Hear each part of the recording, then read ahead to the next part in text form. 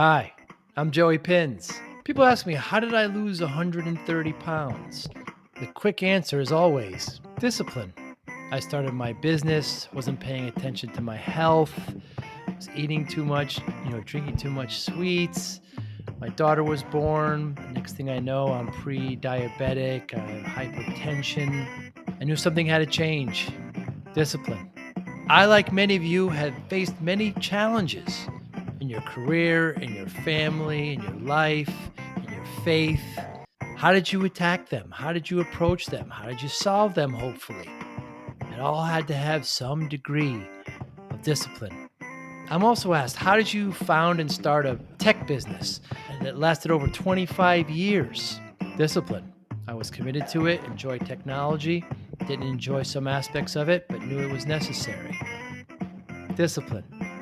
Our podcast mission: how do we use discipline to better ourselves and society?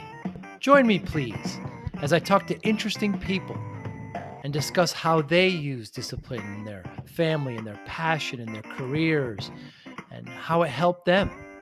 Our podcast vision: growth through learning from others. Joey Pinz Disciple Conversations. It'll be light and serious. Join us, please. Thank you for consideration. Marlon, thanks so much for your time today. I really appreciate it. We're at a big MSP event here, ConnectWise Secure. What should MSPs be looking for? What are some of your goals?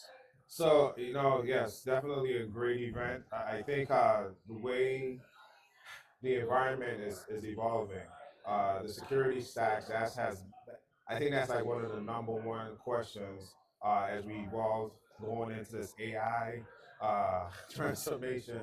A lot of the MSPs are asking, hey, how do I make my security stack even better, stronger, faster, so that you're providing quality service to your customers? I think that's very important because we just heard from one of the guys that started I think it was 1998, something, right? So he's said, hey, that was a journey starting all the way back then to now, and they've seen it as well in their business model. Hey, they have to incorporate the new technology.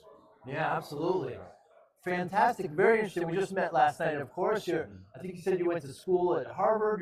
You were spent some time in Germany. You're Trinidad. Trinidad, You're from Tobago, Trinidad, yes, and sir. now you're in southern Florida. But you're very new to the MSP market. Yes.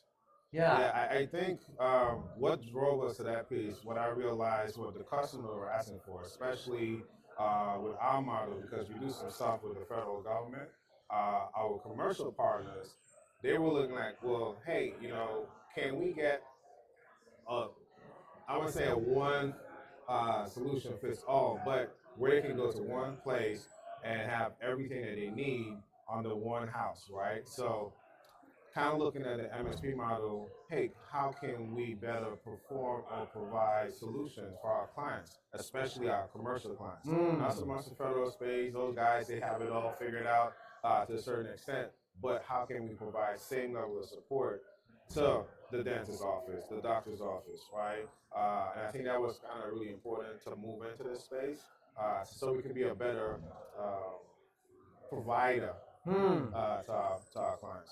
Very interesting. So your clients kind of moved you and told you about MSPs. Yes, because we were not familiar because again, in the federal space, we're looking at FTEs, right? Right. Trying to get the actual engineers on the ground to do the work. But Mm. coming in here, that really pushed me here. We at ConnectWise. But wait a minute. Oh, there's this thing, this MSP managed solution provider. Oh, we want to probably take a look at that because Right. that may actually help us better perform and provide services. Hmm. And what is it about has there been any surprises, Marlon, about MSPs? I mean, it's a whole new industry that you weren't aware of. Yeah. So definitely a surprise that this thing even existed. Right. I'm like, man, what's rock was I doing the past few years? Yeah.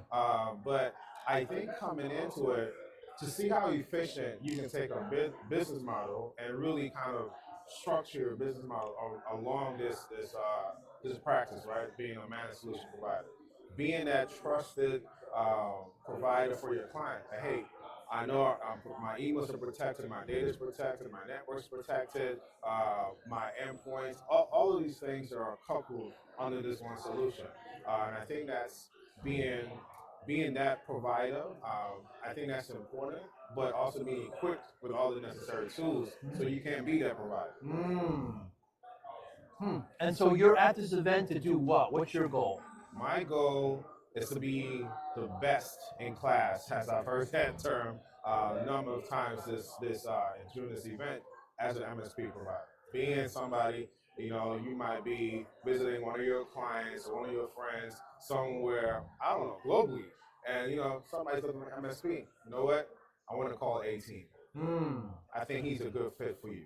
So we want to rise to that level of expertise. Again, we are very passionate about providing great service. And again, love the best in class, and that's our goal. We want to be the best in class. So Marlon, do you want to work with MSPs or are you becoming an MSP? So we're actually becoming an MSP. So that's the beginning of our journey, providing, because again, we were doing compliance, doing cybersecurity awareness training, but again, that's just one part of it, right? So how can we provide a total package? And that's what pushed us into becoming an MSP. And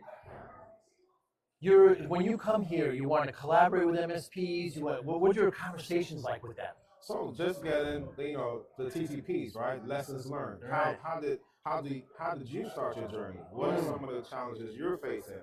How do you navigate from point A to point B or get around this problem? Because again, it's new for us, right? We have some what we call OGs in the game that's been doing this for a while. So why try to go reinvent the wheel, right? Hey, how did you navigate through your system? How did you start? What are the challenges? What are some of the things you're facing? And picking up that brain of that CEO or the CTOs, the CISOs, that will help us shape the way we do it. And I think that's probably the best practice because, that mentorship piece, which is great because a lot of these MSPs, they are not afraid to talk or to share, which I love the collaboration. That will get us to a success point a lot faster.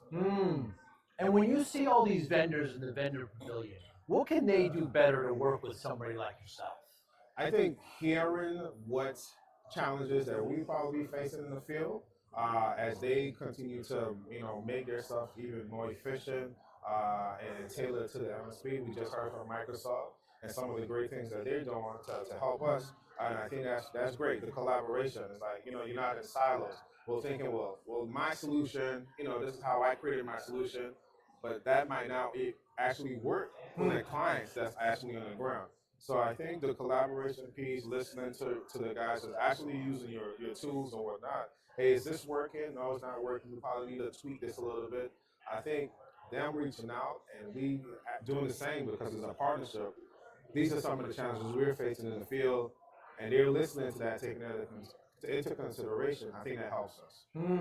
Now, this is a security conference for MSPs. What is it about security that you like? What attracts you to security? And data is king. Yeah. Right. And I think, Joey, that most times if we're not secured, if we're not protecting ourselves, we're leaving our front door wide open, right? And the enemy, they're getting more sophisticated. I would say it's like a chess game, but it's really like a chess game, right, in this world. And for me, protecting my grandmother, right, protecting, the child that might be exposed to things that they don't need to be exposed to, I think that's important for us, especially as a business. We take a family culture stance, and it's like, look, how can we help protect that small business, right? And we really focus on the small business because they're the ones that are really the biggest targets. So how can we provide them with the solutions that they need to protect that data, to protect what they're also building, right, for their families? I think that's really important to us. When it comes to protecting your clients and moving into this new, MSP industry, what concerns do you have? What keeps you up at night, Marlon?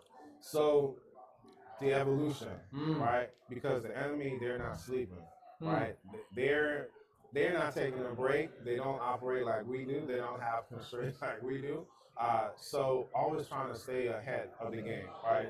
What are they thinking, right? Not thinking in a vacuum, not thinking in a box, but trying to stay ahead of the game, keep up to date with the technology, making sure, hey, the TTPs that we're using is it still relevant. Staying relevant is very important.